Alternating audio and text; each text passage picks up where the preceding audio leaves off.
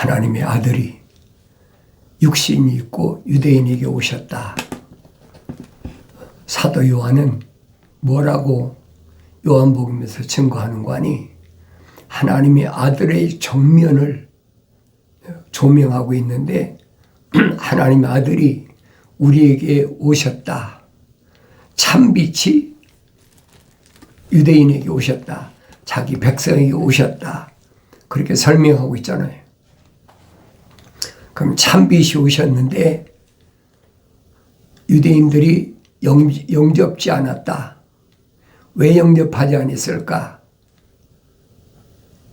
성경에 빠진 것이 없어요. 내가 성령 받고 자세히 읽으면 알게 돼 있어요. 누구만 성령 받은 사람, 성령 받지 않은 사람은 알 수가 없어요. 성경을 아무리 오랫동안 읽고 또 성경을 아무리 필서라 하고 그런다고 해서 영생을 아느냐? 그건 아니라는 얘기예요. 영생은 모든 사람들이 다 원하지요. 추구하고 어디 가면 영생을 얻을까? 그런 사람들을 미혹하고 홀리는 것이 뭐냐? 하늘의 종교예요. 성경을 내가 읽어봐야 알지. 성경을 읽어도 다른 사람 말을 듣지 말고 내가 직접 읽으라는 얘기예요. 그럼 하나님 아버지께서 나에게 뭐라고 말씀하시느냐? 내 아들아, 내 말을 네 마음판에 간직하라. 새기라.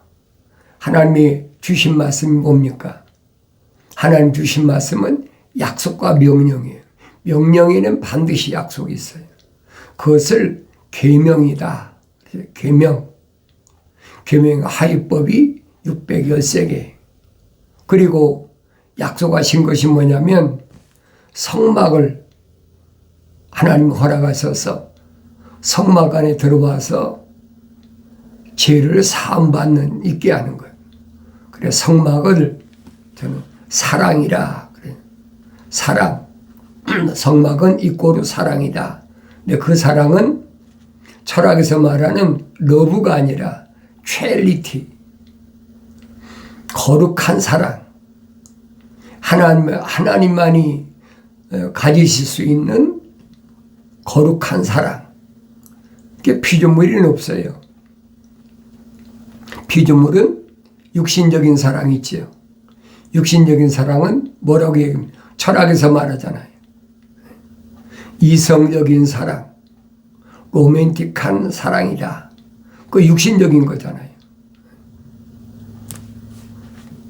짐승도 자라나서 사춘기가 되면은 이성의 마음 뺏기듯이 사람도 똑같아요. 다른 게 아무것도 없어요. 이 겉사람은 나서 성장해서 사춘기가 되면 이성의 눈을 뜨는 거죠.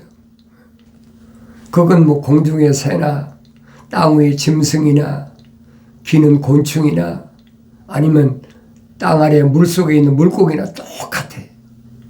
다른 게 아무것도 없어요. 그래서 성경에서는 뭐라고 그러냐? 사람을 만들자. 하나님께서 모든 피조물과 다른 사람을 만드는데 그 사람이 어떻게 만들어지느냐? 우리 형상과 우리 모습을 닮은 사람을 만들자. 창세기 1장에 하나님의 큰 창조의 그림이 그려져 있잖아요. 그럼 창조주 하나님 아버지의 거룩하신 계획이 뭔가? 내가 읽어봐야 알지. 내가 읽지 않고 어떻게 합니까? 내가 읽지 않고 알고 있다는 것은 그건 거짓말이에요. 내가 반드시 읽어야 돼요. 읽는다고 누구나 다 아나? 다 아는 게 아니잖아요. 누구만 아느냐? 하나님의 형상으로 조성된 사람이 책망받고 돌이켰을 때, 하나님을 바라봤을 때 약속하신 성령을 받아야, 그래야 하나님 말씀을 통해서 나를 부르시는 음성도 듣고, 또 사도 바울이 말한 것처럼 나에게 본보기를 주셨다. 거울을 주셨다. 항상 여러분이 말씀드리잖아요. 피조물이 하늘 아래서 아무리 혈통적으로 혈통이 좋고 또 스펙을 많이 쌓아가지고 뭐 하늘 아래서 학사, 석사, 박사 이런 학위를 받았다고 그래서 하나님은 그런 사람을 찾으시는 게 아니라는 얘기예요. 그 사람이 어떤 언어를 사용하든 어떤 민족에 속했든 어떤 족속에 속했든 어떤 백성이든 간에 그게 문제가 아니라 하나님의 만세전에 하나님의 형상과 모습을 닮은 사람을 이미 계획해 놓으셨다는 거예요.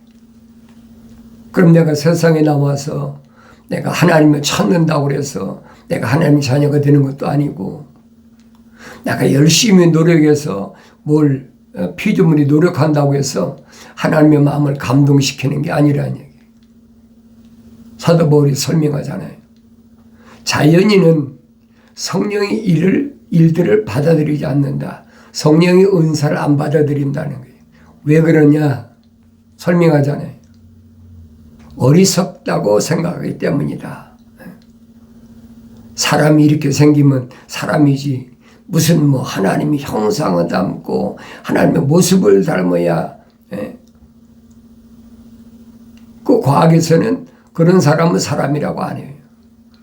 철학도 마찬가지고. 그래서 내가 성경을 읽을 때 하나님이 명령하신 방법대로 읽으라는 거예요. 하늘 아래 세상에서 뭐 그런 거 있잖아요. 많이 읽어야 한다. 많이 암송해야 된다. 그러면 성경이 거짓말이죠.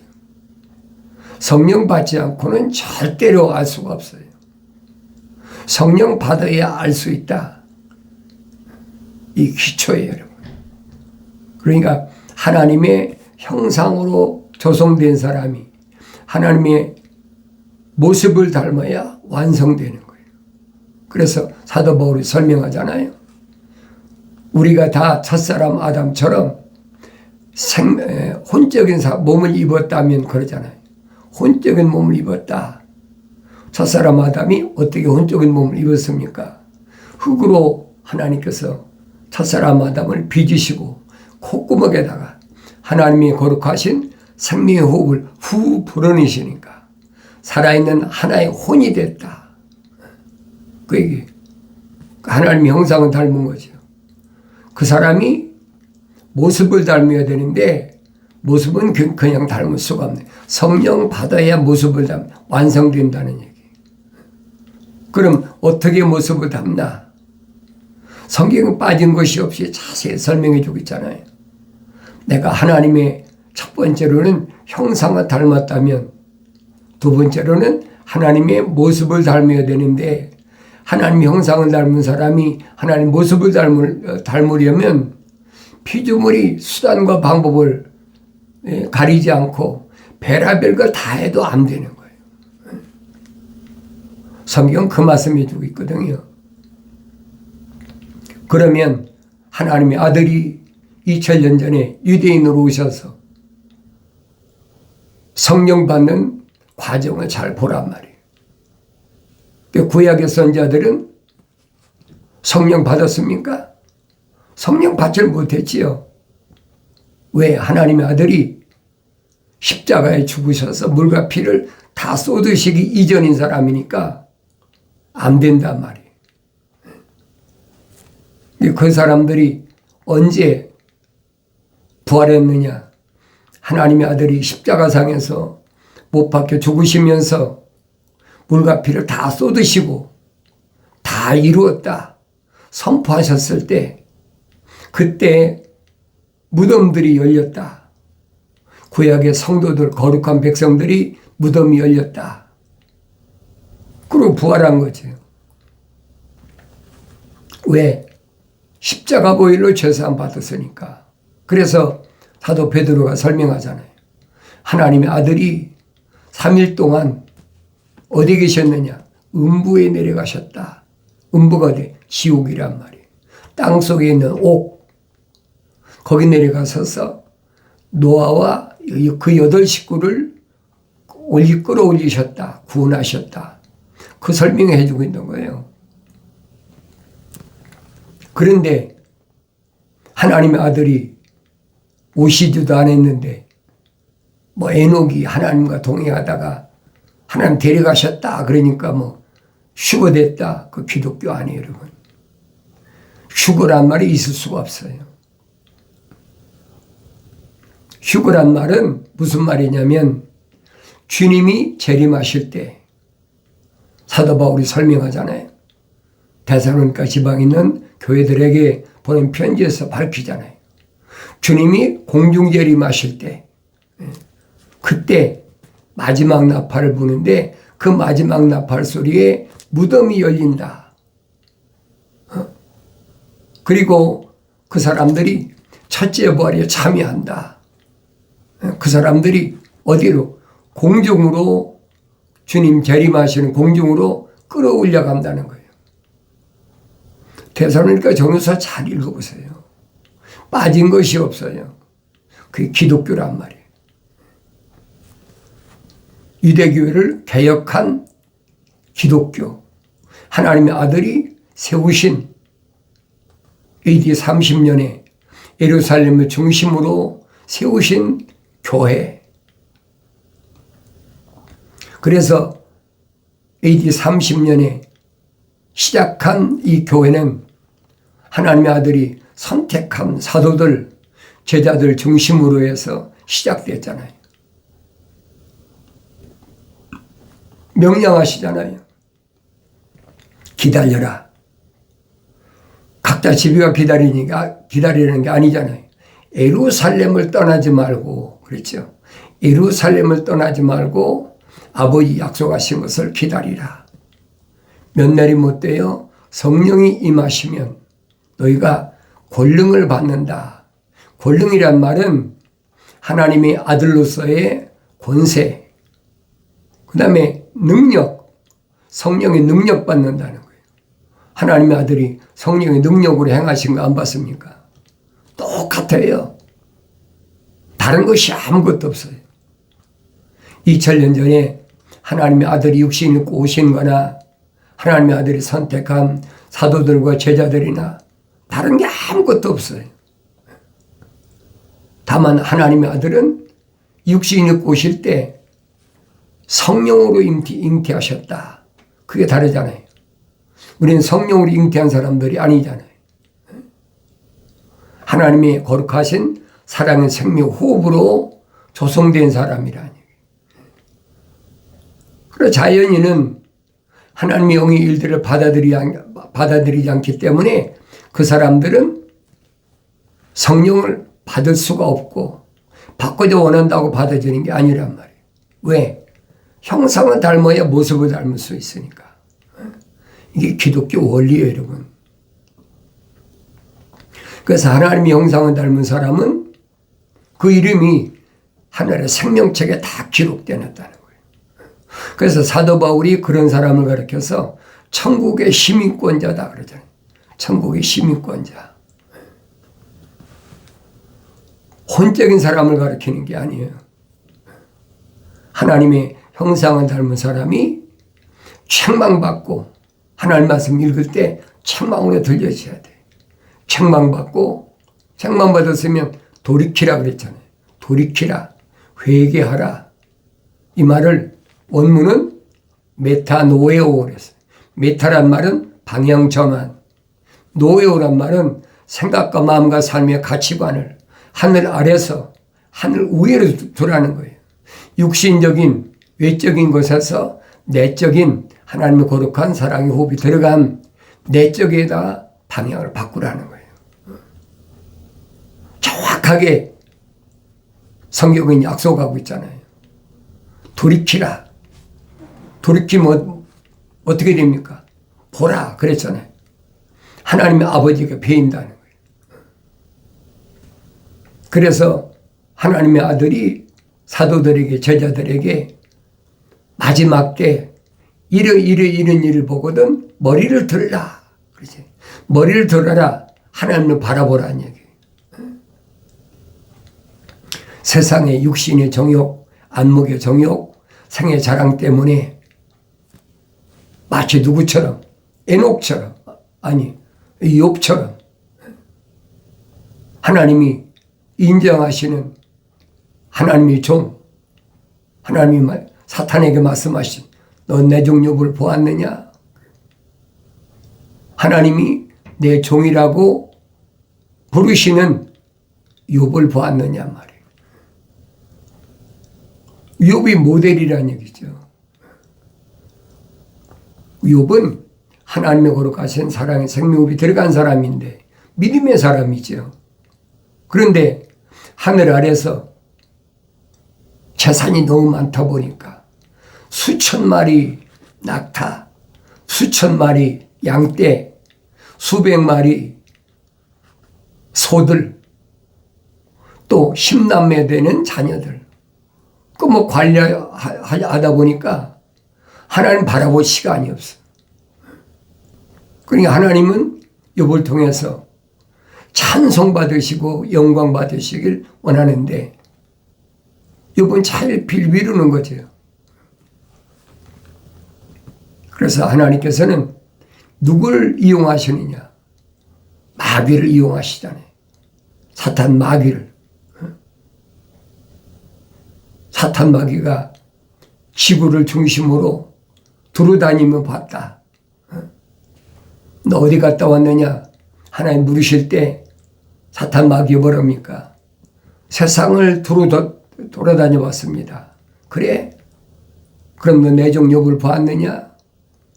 안 봤겠습니까? 사탄 마귀 눈이 가시 같은데. 그 사탄 마귀가 첫 번째 하는 얘기 뭐예요? 하나님께서 울타리를 쳐주셨다. 그랬잖아요. 천사를 통해서 울타리를 쳐주셨다는 거예요. 그러니까 중동 지방이 있으면서도 낙타가 수천 마리, 양떼가 수천 마리, 소가 수백 마리, 자녀도 10남매나 돼. 하나님이 울타리를 쳐주셨기 때문에 하나님은 송축하는 거 아닙니까? 하나님께서 뭐라고 말해요? 아니다. 내 종 욥은 그런 사람이 아니야. 내 종 욥은 믿음의 사람이야. 네 손에 있으니까 마음대로 해봐. 그러니까 하루아침에 수천 마리 낙타, 수백 마리 양떼, 수천 마리 양떼, 수백 마리의 소들을 일시에 다 강도 맞고 도적 맞고 하늘에서 불이 내려 벼락 맞고 또 10남매는 요즘 말하면 토네이도라고 그러죠. 회오리 바람. 그 생일잔치 하려고 모였는데 그 집이 쓰러져 버렸어요. 압사해 본 거예요. 10남매가. 그러니까 하루아침에 욥이 뭐예요? 요즘 말 알거지 됐지. 가진 게 아무것도 없어. 상상을 해보세요. 이건 여러분 이론이 아니에요. 욥이란 사람은 실존 인물입니다. 야곱의 아들 가운데 이사갈이 있는데 이사갈의 세 번째 아들이 욥이에요.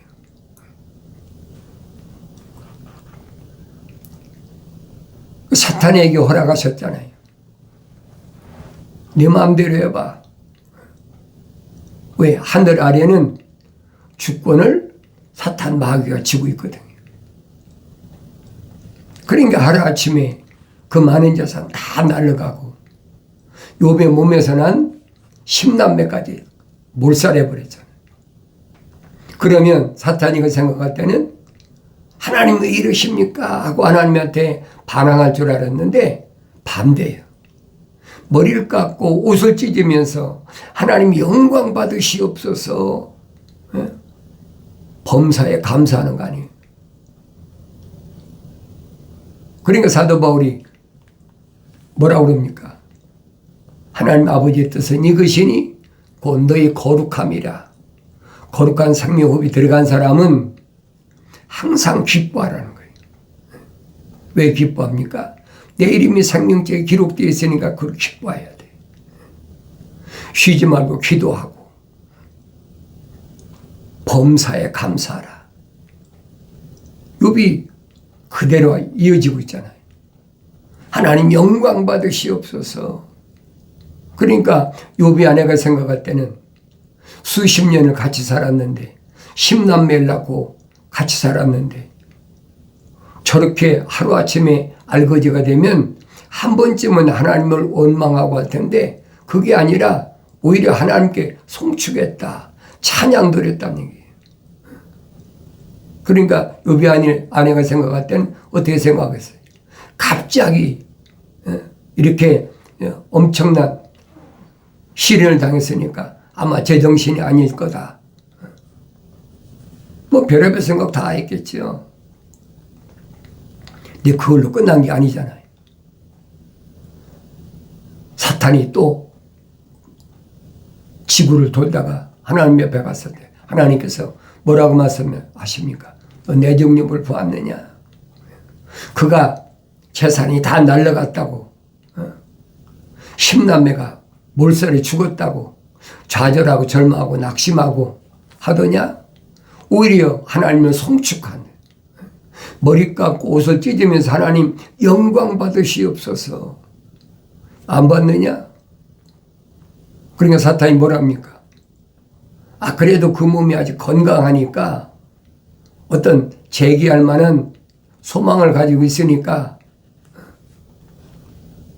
그런 거 아닙니까? 하나님이 사탄 마귀에게 허락하시잖아요. 그래 네 손에 있잖아. 욥은 하늘 아래 있기 때문에 네 손에 있으니까 네 마음대로 해봐. 그러나 생명은 건들지 마라. 왜? 거기에는 하나님이 거룩하신 사랑의 생명이 들어갔어. 사탄이 손댈 범위가 아니야. 그러니까 하루아침에 욥이 재산 날라간 걸 끝난 것이 아니라 이제는 머리끝보다 발끝까지 악창이 난 거예요. 얼마나 견디기가 어려운지 깨진 개와 조각으로 가려운 데를 팍팍 긁으면서 그래도 가려운 걸 이기지 못하니까 이번에는 죄를 뒤집어 썼다. 머릿속 발끝까지 죄를 뒤집어 썼으니 그 몰골을 생각해 보라고 어떻겠나. 다른 사람이 보는 것보다 직접 옆에 있는 욥의 아내가 봤을 때 어떻겠어요? 하루아침에 이루어진 건데 뭐 조금씩 이렇게 된 것이 아니 하루아침에 이루어진 거예요. 그런데도 하나님을 찬송하면서 하나님 영광 받으시옵소서. 욥의 아내가 그 이해가 되겠어요? 여러분과 내가 그렇다면 내 아내나 남편이 그 이해를 하겠느냐고요. 욥의 아내가 욥을 향해서 뭐라고 얘기합니까? 이런데도 내가 하나님 앞에 너의 온전함을 증명하려고 하느냐? 온전하다는 것을 드러내겠느냐? 욥이 뭐라고 그럽니까? 이 어리석은 여자야. 좋은 것 주신 아내 하나님께서 나쁜 거 안 주시겠느냐? 좋고 나쁜 것은 피조물이 결정한 게 아니에요. 그러니까 욥의 아내가 욥에게 뭐라고 하냐? 소망이 없어. 몸이나 건강은 모르는데 이제 몸까지 병들어서 머리끝부터 발끝까지 악창이 났는데 그러니까 뭐라고 그럽니까? 네가 믿는 하나님 저주하고 죽어라. 똑같아요. 몇천 년 전에 욥이나 오늘날이나 똑같아요. 사도 바울은 뭐라고 그럽니까? 범사에 감사하라. 그예요. 육신적인 뭐 질병이 왔다. 육신적인 뭐 재산이 뭐 어떻게 무너졌다. 손해봤다. 그렇다고 해서 절망과 좌절하는 게 아니라는 얘기예요. 범사의 모든 일에 감사하라. 하나님 감사합니다. 욥의 아내는 그렇게 떠나갔는데 동방에 친구들이 세 친구들이 찾아와서 욥이 하루아침에 알거지 됐다고 그러니까 뭐 위로하러 왔던 뭐 왔던 찾아와가지고 욥의 얼굴을 보니까 너무 기가 막혀. 옛날 욥을 찾아볼 수가 없어. 그래서 성경에 그래서 일주일 동안을 욥에 가까이 접근을 못한 거예요.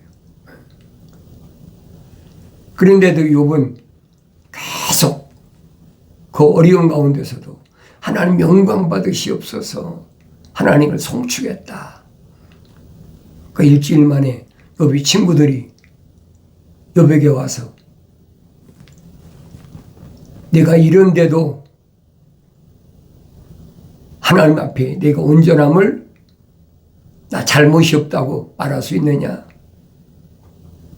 분명히 뭔가 잘못됐기 때문에 내가 이런 어려움, 그 많은 재산 다 날아가고 10남매 다 죽고 내 몸은 머리부터 발끝까지 악창이 나는 이런데도 그 이해가 안 되는 거죠. 그 위로하러 온 것이 아니라 욥이 뭔가 잘못한 것을 있음이 생각해내라고 계속 쪼아대는 거예요. 이 친구들이 안 찾아왔으면 욥이 혼자 그냥 당하고 마는데 이 세 친구들이 찾아와가지고 계속 그 욥기서 3장에서부터 보세요.